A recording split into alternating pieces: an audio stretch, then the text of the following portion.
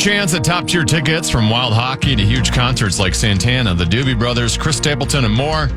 Don't wait. Enter now at KFAN.com. Keyword contest. Couple 13-14 past. I'm Common. He's 10 to B.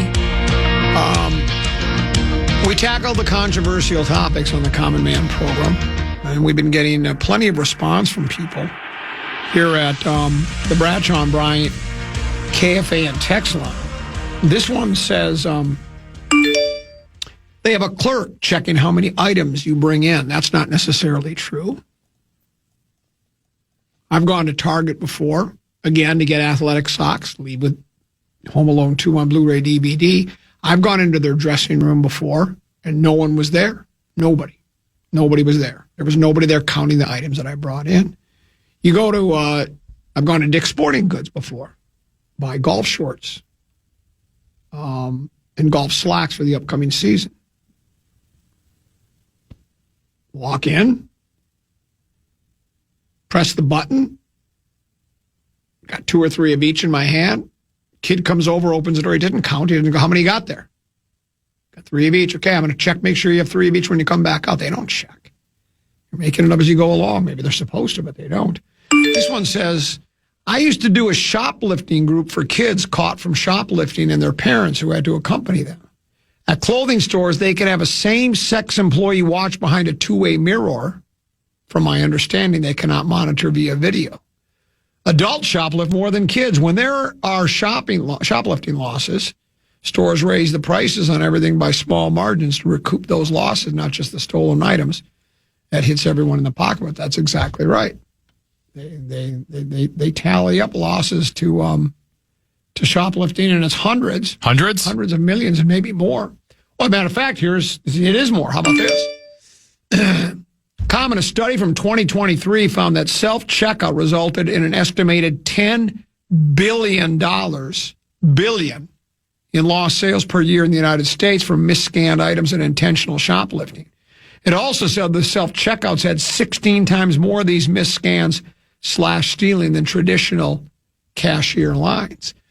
Now, tennis theory is they still, on savings from not having employees and benefits and all that, maybe they do, but $10 billion is a lot of money. Yeah. I mean, I don't know if they were losing money on it, they would have changed it. Well, I read a story about 6 months ago where a lot of stores are taking the self-checkouts out. They're starting to go back because they realize they're losing money. But again, that's neither here nor there. Might be worth mentioning the Viking comings and goings. Of course, this is the legal tampering period, and so none of these become official until Wednesday, I believe, is the day. But tend to be, I think number one of those is Jalen Naylor's leaving. Would be considered the Vikings' third wideout, and he's going to the Las Vegas Radiators. 3-year deal. For how much and then what was guaranteed? 3-year, $35 million, $23 million guaranteed. Okay. Now, someone says losing Speedy is a major issue. We should have let J.A. go. We'll have no number 2 wide receiver when Addison gets sidelined for more off-field issues. Hope they draft well. Well, we'll have to see how that works. And where is Addison on his contract status? I think this is the year that you have to. Why can I not think of the words? Right, he's a former first-round pick. Okay. So why can I not think of it? Right, when you're going into year 4, so you have to extend him. Not extend. Well, you can extend them, but also the year 5. The year 5 bit. Okay, the year 5 I'm sorry, my vocabulary is just... That's okay. So the year 5 bit. So... But typically, if you do want to have them long-term, you commit to them now. Otherwise, you go into, year 5 and they're... contract, they can let the contract go out. Expire. And I would say... I get the trepidation on Jordan Addison. I just don't believe Jalen Naylor is the number 2 wide receiver. So I would not pay him anywhere close to wide receiver 2 money.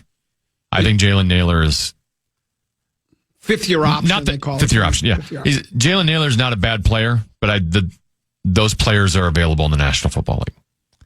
I think he's getting paid because it's a very weak wide receiver market right now. I mean, Alec Pierce of the Colts just got $27.5 million a year for the next 4 years because the market's so bad that somehow he's considered one of the top wide receivers, which is bonkers to me.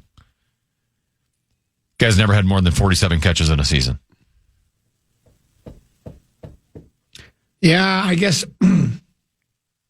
if you have no other options, that's the going rate. I don't know. I guess the only other way you get around that is sign somebody of the same caliber for less, or even a wideout that's not considered as good. Or I guess you just go to the draft and get a rookie. It might be a weak draft for receivers. It might be a two. I thought I saw there are plenty of wide receivers to be that are going to be available, but maybe that was last year. I don't know. And then the other Vikings thing is our punter's leaving too. Is that correct? Yeah, so Ryan Wright is planning to sign with the New Orleans Saints, 4-year, $14 million deal is what's reported there. Trying to find the other. So also the Vikings have added cornerback James Pierre from the Pittsburgh Steelers. That's a 2-year deal worth up to $8.5 million, 3.7 of it guaranteed, and a $2.5 million signing bonus. Pierre had a career-high 5 starts last year. He had a career-high 11 pass deflections over 14 games. He started 13 games over the past 6 seasons for Pittsburgh, where he initially signed as an undrafted free agent in 2020. Whoops, wrong one. Did you report on this one? Breaking news, Giants reportedly signing tight end Isaiah Likely. I did see that, yeah. I didn't know if that was big enough for you, but... Well, almost all of them are interesting. You know, I don't know. They're worth mentioning, I guess, but yeah. Likely's a guy that, they basically had 2 good tight ends in Baltimore because Mark Andrews is there for a long time, and I think people thought that Isaiah Likely had a lot of potential to him, but was a little bit locked in behind Andrews. Now, Andrews the last season or two has not been as good, and Likely's gotten more run there and had I don't know if it was this year or last year, where he had a really good stretch. Yeah, I recognize the name, but that's about all. Here's a story that says, we've been wondering whether Kelsey is going to retire or not, and now apparently he's going to continue to play, and he's going to play with the Chiefs rather than the test free agency. I never even would have thought he would consider the way you're already playing for, Kelsey he would be a really good tight end no matter where he played. But when you've got a guy like Mahomes throwing you the football, I think you're even better, right? Yeah. So, I mean, I unless the money was, and does he really need the money? I mean, this is sort of like a Tom Brady, Gisele Bundchen kind of. I mean, Taylor Swift is worth, what he makes is walking around money for her. Right? Yes. So it's like, is it really about the money, or is it your last? Because this will probably be his last year. Is the money really the important thing, or playing for a chance to win again? I would think it's, I guess if it's not the money, it's what the money represents. Yeah, that's true. You could say that's been said before. But he's getting $15 million, so he's getting for where he's at in his career, because he has declined a little bit the last few years. $15 million is pretty good for what he's providing. Yeah, and so, like I say, to me, it doesn't make any sense that to leave and go anywhere Chiefs else. Are also getting Kenneth Walker as their running back, so they've been lacking in the running back department for the last couple seasons. And then, as we mentioned, too, Mike Evans joining the 49ers, right? Yep. Malik Willis going to the Dolphins. Tua Tagovailoa has been released. He's rumored to be going to Atlanta.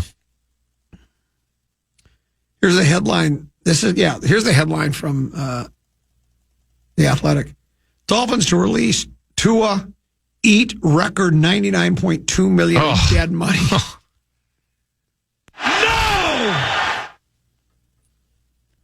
Well, and that's the, we've went over this before too, where because so much, the success of a team hinges so much on the play of your quarterback that everybody's got to dip their toe into the water eventually, right? And say, well, we better draft somebody, right? Got to draft a young guy. And you never know what you're going to get. You don't. I mean, there are, I guess, a couple of guarantees here and there. But well, then the worst, too, is when they get to that 3-4 years in, and then you got to make a commitment to this guy at an astronomical price. Yeah, I mean, again, I don't watch a lot of Miami Dolphin football. Seen a game or two over the years, especially early in his career. And you go, yeah, the guy's good. He's got potential and this and that and the other thing. But then, like you say, when you got to commit the big money to him, and then he's another guy that's had a half a dozen concussions, right? Or close to it. Yes. So it's like, I don't know. Do people become more susceptible to him after a while? Because I just don't know if I'd go down that. And the Vikings are kind of in the same spot. They decide, okay, it's time now to draft that franchise quarterback. So they grab the McCarthy kid, and we all know what's happened there. 4 injuries, 10 games started, I think. Is that 10 games played or 10 games started? You have no idea. I mean, if you were gonna make a decision today based on how he's played and his health, you would just say, we got to let him go. We can't do this anymore. But then you start thinking about all, what the investment is at your 10th overall pick, and then what are your options after that if you don't? Then you're thinking about, like right now, we talked about this at the very beginning of the show. Looks like Kyler's going to be released by Phoenix, and most people, what I'm seeing is people think the Vikings will be the most likely landing spot for him. So, and then it's the idea like, well, I don't know how excited you get about Kyler Murray. It could go either way with him. That's it. Maybe he could be brilliant. He could be brutal. Maybe the quarterback muttering under his breath. Whisper, not whisper, but the quarterback muttering under his breath by O'Connell can get something out of him, at least on a consistent basis, that they couldn't with the Cards, but I just don't know. We'll pause, come back with a little Distad Lat here on the Common Man program on the Fan.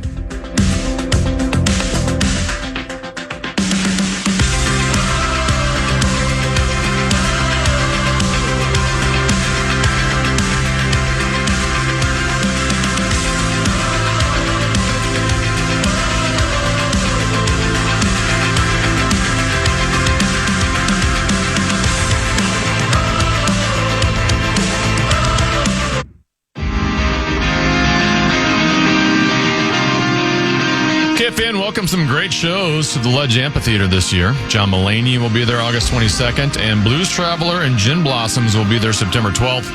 Get the complete details on all our upcoming shows on the concert page at KFAN.com. Keyword calendar.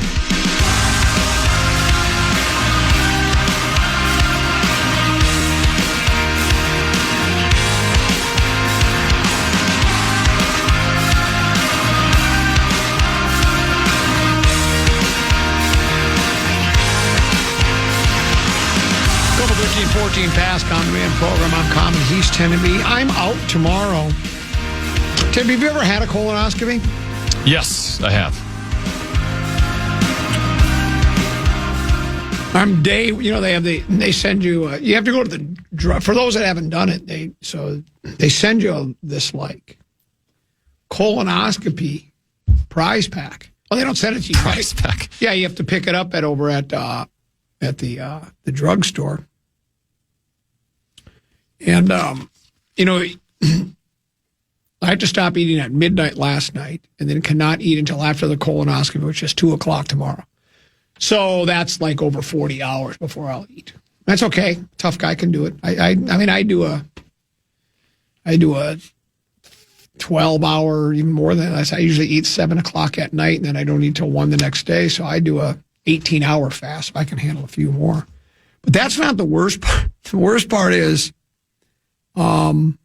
starts at 5 o'clock tonight. They want me to take these 4 Bisacodil tablets.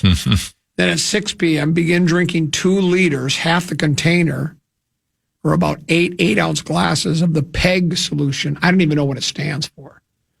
It says drink 1 8-ounce glass of the PEG solution every 10 minutes until the container is half empty. Yeah.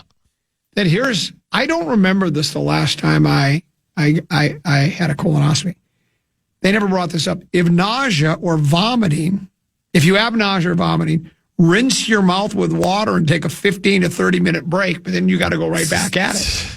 If prescribed, take Zofran, ondansetron hydrochloride, if needed for nausea, according to the label, then continue drinking the solution.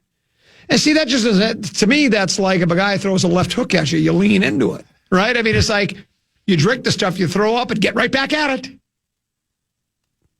Refrigerate the vomit. No, that's wrong. Refrigerate the remaining 2 liters of the PEG solution, and then expect to have diarrhea. A what? Diarrhea. Yeah. You may see results right after drinking the solution, or it may take you a little bit longer. You may feel chilled. Then I like, where did it say? It says, somewhere in here I read, and I can't find it. I said, stay near a restroom. Yeah. Don't wander off too far. I would do that. So yeah, but the nausea thing, and I don't think I'm going to run into the nausea problem, but I don't know. Then they actually give you, like I say, they give you medication in case you get into a nausea thing. But I don't remember it being this way before. I don't ever remember them giving me nausea tablets or stuff. And they have changed this procedure because I had my last one like 5 years ago. I'm on the 5-year plan. It wasn't exactly like there was no mention. And I thought we mixed it with Gatorade is what we mixed it with. But apparently not. Now it's mixed with water. But they just give you a big jug. Looks like one of those moonshine jugs, and it's got the powder, and then you put the water in, you go. Yeah, I remember the water and the powder. Yeah, so that's what I'm getting myself into tomorrow. But you got to do it. If you get to a certain age, you just have to you bite the bullet, as they say. Yeah, you just go ahead and do it. It's important to get it checked. There's no doubt indeed. So I'll be out. You'll be in, and Mark Rosen will be in at 2:00 tomorrow. While you were out, the Wild made the trade for Brink and for Foligno. The other Foligno brother that we already have, he's been Marcus, hurt. Yeah, he's hurt. He's like week to week right now. Okay, and you say the Foligno we got, is he considered the better player? He's a little older. Okay, so he's getting up there in age, which is why I think Chicago just gave the courtesy of. I still don't even know what we're giving up for him. It's basically like we'll give you Foligno and you get considerations later, right? So which basically just means it's going to be nothing, right? Seventh round pick, maybe. I don't know. That's just a courtesy of Chicago of going, hey, this guy's getting towards the end of his career. Let's give him one shot at, another shot or two of trying to win a. I think get to play with his brother, which is kind of cool, right? That's a cool story. Do you think? But he played well yesterday. Okay. I mean, he's still got something left. Maybe not as high end of a scorer as he once was, but he was always the more. Marcus is just like a really good third line player, but he's not ever going to be a high end scorer for you, right? He's just out there to play physical, can throw the gloves down every once in a while, in straight line, in on the forecheck. Nick's got a little more wiggle to him, but he also has that same compete level. And like yesterday, he stole a puck from one of the Colorado defenders and immediately went right to the net and had a shot on goal. He was great on the penalty kill yesterday. Did we ever find out what the offer for Trocheck was or what they wanted? He didn't sign anywhere or he didn't get traded anywhere, so I ultimately know. But, I mean, did we make an offer?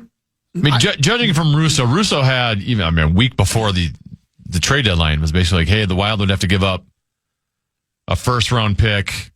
They'd have to give up Charlie Stramel, who was a first-round pick they had drafted a couple of years ago, and another prospect.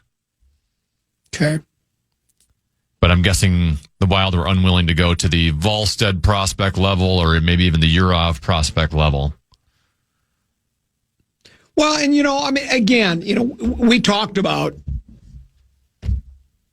being all in, right? You're saying, things are real good right now. We got Hughes. Might not be able to keep him. I think they're hoping they can, and hopefully he'll like it here enough and he'll want to re-sign with the club. But you do have to be a little careful. You do have to keep some assets, and I don't think we have a lot remaining. So you do. So yeah, and I'd said this before before the trade deadline. It's like, well, I'm all for adding to the team. That's what they want to do. If you can identify players that you think are going to make the team even better, give them a greater chance to advance in the playoffs, and I'm all for it. But at the same time, the team has played. Take away McCarron, take away Brink, take away Foligno, and who else have we? Is there been anything else we acquired?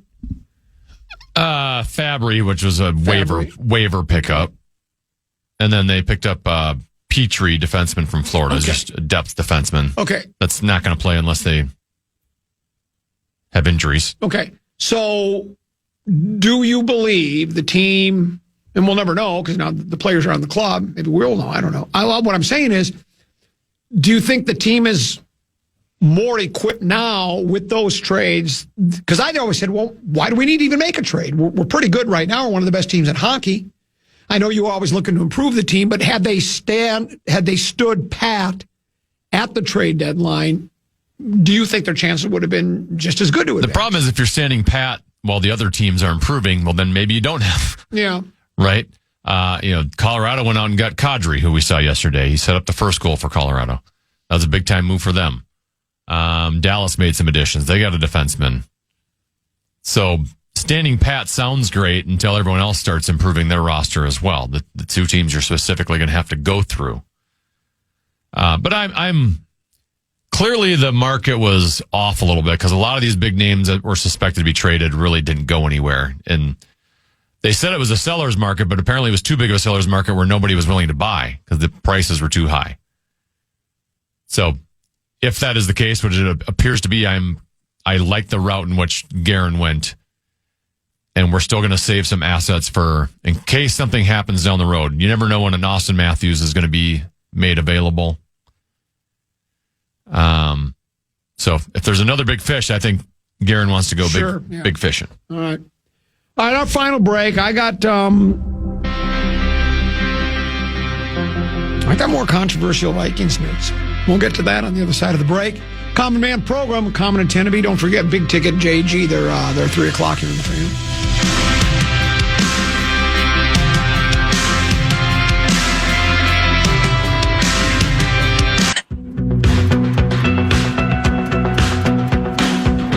One other note on the colonoscopy, it says don't use cannabis or alcohol after midnight.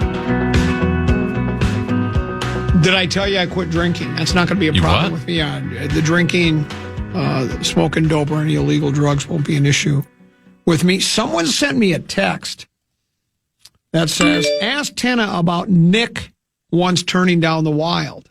Did Nick turn down the Wild? Yeah, I mean, they were pursuing him in free agency. Must have been a couple of years ago. Yeah. He chose the Boston Bruins instead. It was considered, it was down to those two teams, Minnesota and Boston. I'm assuming he thought Boston gave him a better chance at winning. Here's another one. This one says, what's the Jolly Green Giants' thoughts on the Wild's shootout lineup? Tarasenko's yet to score, yet he is one of the top 4 shooters that goes out. The Wild have no shot against the Avalanche if they get past the Stars. They get outskated every time they play them. I saw the shootout. Tarasenko didn't score. Kaprizov didn't score. No.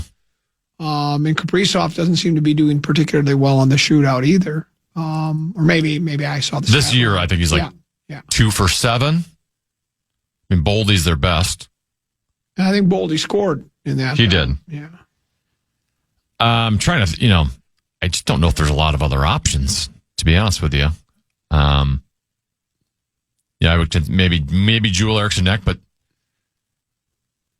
after that top 6, they're kind of like a bunch of grinders from a forward perspective, and I have no idea what Quinn Hughes would look like in a shootout situation, but he's more of a playmaker than a goal scorer necessarily. Why wouldn't they try him, though? You got to try something. Or are we considered... My guess is Tarasenko historically has been a very good shootout guy. Just hasn't... he's not doing it consistently because he's never in the top three. You're only getting to him once it's, if it's a tie after the first three shooters. Sure. But they always go Boldy, Kaprizov, Zuccarello, which I don't have an issue with. Once we get to the playoffs, do they still do 3-on-3? No. They go to... It's 5-on-5. They go to regular... Yeah. Well, you know what else I noticed on... I'd never seen this because I don't watch hockey. If you're on a 3-on-3 in overtime and a team is penalized, it's not 3-on-2. They make it 4-on-3. 4-on-3, right? Yes. Smart. I like that. Vikings news we talked about a little bit earlier. We mentioned the punter and Naylor leaving. Punter is going to Atlanta. Was that who it was? No. New Orleans, I believe. And then Naylor is going to the Radiators. The Vikings did agree to a 3-year contract with linebacker Eric Wilson. Yep. And did we have one other? Well, Jalen Redmond and Ivan Pace. I'm trying to find the exact wording on. They agreed to terms on the Vikings exercise their exclusive rights. Okay. Their exclusive rights free agent tender on defensive lineman Jalen Redmond. And then we, and again, all this is unofficial. This is all the illegal tampering period or legal tampering period. But I don't think I've ever heard anything that comes up during the legal tampering period that doesn't come to fruition on a couple of days later. But the Vikings also went out and they've signed cornerback James Pierre, who last played for the Steelers. We needed defensive back help, right? I mean, I don't think that comes as a surprise to anybody. I mean, there was an issue there. And as you read off some of his stats. Sounds good. I don't know. I don't know if he's. I don't know how good he really is, but it's. My guess is they're trying to pull like another like Isaiah Rodgers. Yeah. All right, where Isaiah Rodgers was signed on the first day of free agency last year at a bargain, wasn't a full-time starter in Philadelphia, and that seems to be the same thing with Pierre here. He started a handful of games, but wasn't their consistent, full-time starter. But maybe B-Flow sees something in him that he thinks he can get the most out of him.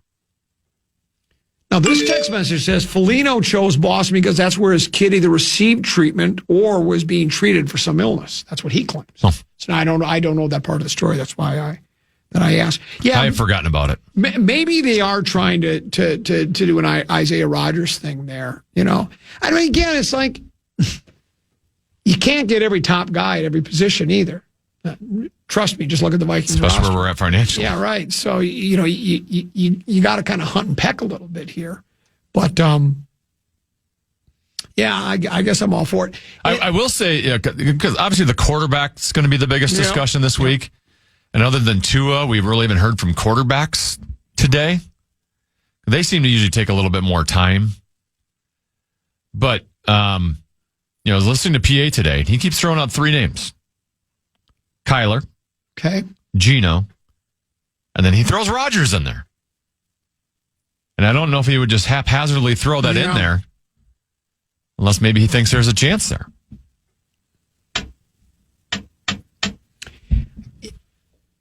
It's PA probably texts and talks with people at Winter Park more than we know. I don't. So it's hard to know for sure. You go by the beat writers and the people that cover football for a living, the guys at The Athletic and the 2 fish wraps in town and ESPN and elsewhere. But I think if you decided to get Kyler Murray, let's say the Vikings just announced they signed Kyler Murray. They're going to sign him more that he's not just going to sign a 1-year deal, is he? I mean, he might. He might. Okay. Because it seems like you'd almost have. I think you'd rather sign the 1 year because he's getting paid from Arizona. Yeah. So you sign the 1 year deal and then you make another big contract next year. If you sign Murray, I mean, I don't know if that says anything. I don't know if that says anything about the Vikings future at quarterback. Does that mean that not really giving up on McCarthy? They've kind of given up on McCarthy because I know you're not investing a lot of money, but you're going with a guy that was he the his first overall pick. Yeah. So you're drafting a guy that and you're probably hoping you can turn him into the next Sam Darnold kind of a story, right? If you were to sign a guy like Rodgers, to me, that seems to me you're more like Rodgers isn't going to come into battle McCarthy for the starting job, is he? I mean, he's going to probably ask for some guarantees, right? Well, he's getting the job, right, yes. Okay. So then are you giving up on McCarthy? Or is it just, we're trying 1 year with, make one run. In other words, we think, going into the reason last year I didn't mind the Rodgers idea for a couple of reasons we talked about that it'd be fun. He would probably dominate most game day stories, right? All through training camp and all through the preseason, the whole thing. He'd be the story. But I thought going into last year, I thought the team was coming off the 14-3 season. So you're like, well, we've added to the offensive and defensive line. Let's play. We're trying to win here. We think the window's open that we can not only qualify for the playoffs, but maybe make a run this time. And that's why Rodgers made sense. I know the team hasn't changed dramatically from last year, but I don't know why I just don't feel as good about the club. Like, I don't look at this year going into this offseason and then looking ahead to the upcoming season. I don't feel like this team. I felt like last year's team, and maybe it was just because they were coming off the 14-3 season, I guess, but I don't look at him making this team is like they're ready to make a run with great quarterback play. They're all set. Though someone would make the argument that they are, I guess. Well, I mean, they were 9-8 with bottom 5 quarterback play, so you could argue. But a point I've made before, who are your stars on this team? Yep. Justin Jefferson. After that. Yeah, you don't have a star. Maybe Dallas Turner will turn into it. I don't know. Yeah, but you're right about they went 9-8 and they were one punt return. Yeah, some of that's a little deceiving because they were 4-8. And they were playing some pretty bad teams at the end of the year. Yeah, more than half of their wins were, you were out of it. Yeah. So it's a different type of pressure. Correct. And you're playing backups on one of the games. And as has been duly noted, the defensive units for 3 of those last 4 teams we beat weren't very good, and then the Packers were mailing it in because they were resting players so that they starters were on the bench for the most part. So, but we signed Kyler Murray. There is a quarterback being signed. Okay, this was a guy that early on, like maybe a month or 2 ago, people would say, "Hey," because they still at that time I think thought J.J. McCarthy could still have the job, and we need to bring in competition. Mm-hmm. This is a guy who was considered could be competition for J.J. McCarthy, but he has signed. Marcus Mariota has re-signed with the Washington Commanders, so he's going to stay as the backup at Washington. 1 year, $7 million. He can make up to $11 million in incentives. It's good to be Marcus Mariota. $7 million. Making $7 million to hold a clipboard? Yeah, hold a clipboard. That ain't bad. And you know what? If kid gets injured again, you play some football too, so you get the best of both worlds. This one says, if you pick up Rodgers, it would be easier on JJ's psyche. Kyler Murray would signal JJ is done here. Well, that's what I'm asking. I don't know if it signals that he's done, especially if it's just a 1-year deal. But are you going to invest the time and even a little bit of money in Murray if you're not hoping he's actually going to be, or are you just hedging your bets a little bit? In other words, because I obviously they still don't know enough about McCarthy to know if you want to go long term. They might know enough. Yeah, that's true. Just can't tell us. Yeah, that could be too. That could very well be. I mean, the word "done with" is a little.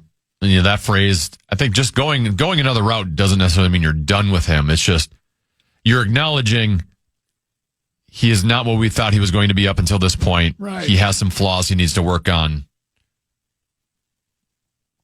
maybe he could still work on it in the future. But in the meantime, we need to give us someone who has a chance to win. Well, here's what I said about,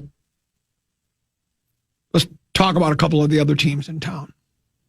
Start with the Wolves, the Gobert thing. I was all for it. Team's been terrible. Why not? Let's try something.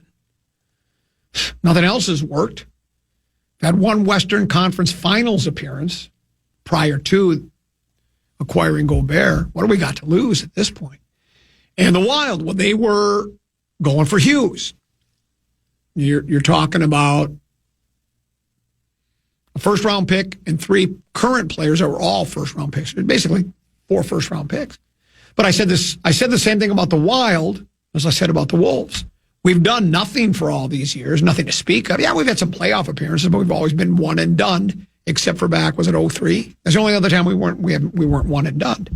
So I'm willing to try anything at this point. Why not? Now, easy for me to say as just an observer rather than, I'm not invested in the team money-wise or, I'm not a player or whatever. I guess you could make the same case with the Vikings, too. And I kind of do. I'm all in on Murray. I don't know if I don't know what to think of him. Was it his rookie year? He was really good. Pretty good, yeah. Yeah, he was pretty good. He won rookie of the year. Yeah. And then since then, it's been... And he had a couple okay years, and then he had some injury issues. Yeah. And again, I don't know, because I'm not following the team as closely as I once did. I used to follow the Cardinals a lot when they were in St. Louis. I was a big St. Louis Cardinals fan. Then once they left, I kind of gave up on them a little bit. But he played for the baseball team, the St. Louis Cardinals? Oh, yeah. He played both. Yeah, he was really good there. Well, that's the story. Speaking of Murray, that was another story we talked about, Tenneby. There were some people wondering if he'd go back to baseball. I didn't realize this. He was like the 9th pick overall by the Oakland Athletics. He was very highly thought of, yeah. Yeah. And so there was some, I don't know if there were rumors, but people just throwing it out there like, what if the guy just says, football's been great, but I want to go back to baseball. I don't know, at 28 years old, if you can shift gears like that. That football money's pretty good, too. Yeah, and that football money's really good. Now, there's also... it's hard to make quarterback money in Major League Baseball. We brought this up last week. Maybe it was a week before. Remember when Ant once said, yeah, if I win an NBA title by age 30, I'm going to go play football. Because the one thing that I remember when we drafted him, the one thing that, and I guess it wasn't a big enough question mark, but it made me wonder when he said, yeah, I don't even really like basketball. I like football. But he went and played basketball because he got drafted, got the money and all, and everything that comes with it. I guess if he won a title and decided to go play football and left us, we'd at least have that one championship, right? So I guess it'd be worth it. It'd be the old question I used to ask LaBelle. If you could be guaranteed that the Twins would win a World Series, if you traded Royce Lewis, would you do it? He said no. If you said to me, Common, if Ant wins, he's going to leave. If he wins a NBA championship with the Wolves before age 30, but he's going to leave and he's going to go play football. Would you accept that and take the one championship? You'd say, well, I'd rather not get that championship because we could win multiple after that. I'd take the championship right now and say, thanks, Anthony. We appreciate everything you've done for us. Do you think there's any? I guess he's just talking, right? But maybe he decides to leave. Maybe he gets frustrated if the team doesn't win over the next couple of years and decides. And then there was also the cryptic remark. I think that's more likely. Yeah, there was a cryptic remark he made to the one player they caught him on the mic that said, man, I can't wait to get home. So that he might want to go play for Atlanta. I don't know. I'd do the Murray thing. I don't. I'd do Murray or A-Raj. Yeah, I would too. Murray, at least potentially, we've been looking for a franchise quarterback. So if he were to have a Sam Darnold type year, you could have him under contract here for a long time because he's still young. He's only 28 years old. Yeah, and again, but the thought of I know A-Rod just past his prime, but to actually have a quarterback who can dissect a team's defense at the line of scrimmage and make a change of play would be nice every once in a while. I feel like we'd never have that here. Yeah.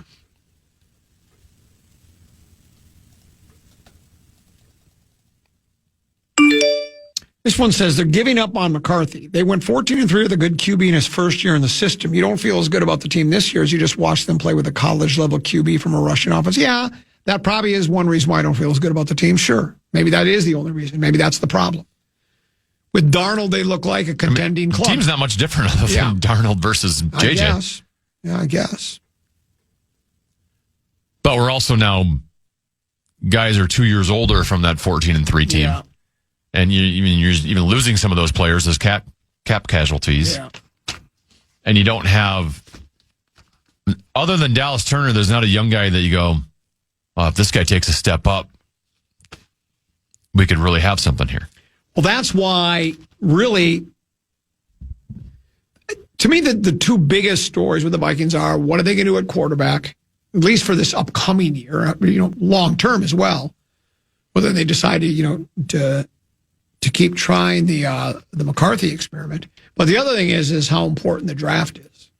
Because the draft, obviously, under Kwesi and those assisting him there, I'm not going to throw Kwesi, I'm not going to blame it all on him. Everybody wants it. We talk about this all the time at Tenby. People look for a convenient, Chris Carter said it best, you're always looking for a fall guy, right? And everybody wants to, it's all Kwesi's fault. It's all this guy's fault. It's all that guy's. Well, there are personnel people, there are coaches. I think they're all in on the decision-making process. And at the end of the day, the GM has it, but has the final say. But the drafting just hasn't been good. And now they've got, is it 8 picks and probably potential, what do they call those extra picks? Compensatory. Those compensatory picks. This, and with a team that's getting a little... No, it's a very important draft. Yeah, I mean, this is. We'll see what they do if they're able to hit on it, and I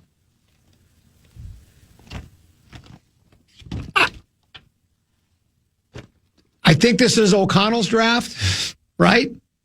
I don't think it's Brzezinski's. I mean, Rob's probably he'll have some say in it, but my guess is he'll probably acquiesce to what the coaching staff wants, right?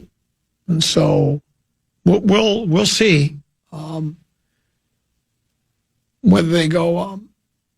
This one says, Kwesi was an awful asset manager. He didn't value draft picks. It was all his fault. See, there's somebody that wants to, throw it all. I have a hard time believing he didn't value draft picks. I think he just didn't. Yeah. And I guess he traded away a bunch for J.J. McCarthy and Dallas Turner. I get it, but I'm also not about to. He actually traded down in his first draft to accumulate more picks. Yeah, it's too easy for me to just blame one guy. That's a lazy way out. Well, it had to be him. It's all his fault. Maybe it was. I find that hard to believe, and we'll see. But I just find it too hard to believe. There's too much. There's too much going on in the building. You leave it just for one guy to make a decision. I don't believe it, and I won't. But it's easy to just blame one guy, because then you still have hope for the future. You can say, now that he's gone, now we got the real decision makers, guys that can identify talent, guys that can coach it up. We've got the right guys, and maybe we do. We'll know more after the draft, and might be, who knows? There might even be more. We'll take a break for the rest of the day. I'm out tomorrow, tend to be. You're in tomorrow. You've got to be kidding me. 2 big ticket. JG are next. I'll talk to you on Wednesday here on the Fan.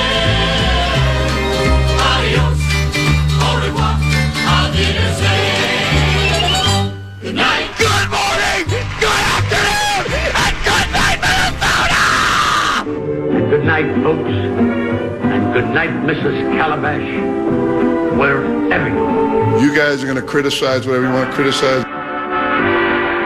Listen back to any of Common Man's programs by podcasting on the iHeartRadio app or KFAN.com.